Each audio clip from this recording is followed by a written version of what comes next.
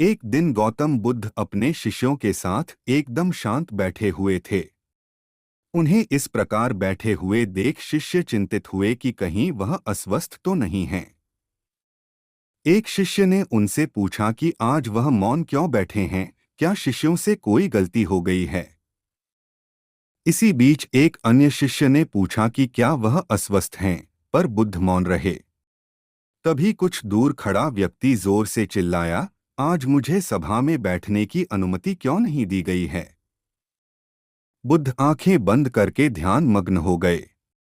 वह व्यक्ति फिर से चिल्लाया, मुझे प्रवेश की अनुमति क्यों नहीं मिली। इसी बीच एक उदार शिष्य ने उसका पक्ष लेते हुए कहा कि उसे सभा में आने की अनुमति प्रदान की जाए।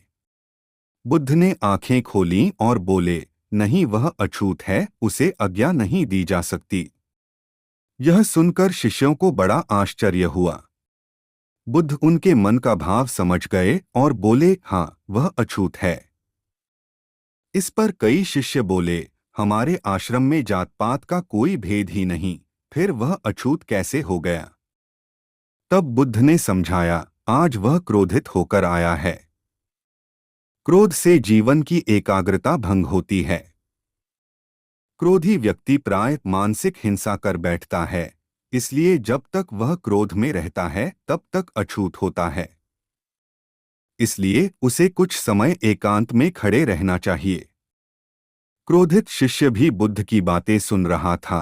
पश्चाताप की अग्नि में तपकर वह समझ चुका था कि अहिंसा ही मनुष्य का महान कर्तव्य व परम धर्म है। वह बुद्ध के चरणों में गिर पड़ा और कभी क्रोध न करने का प्रण लिया।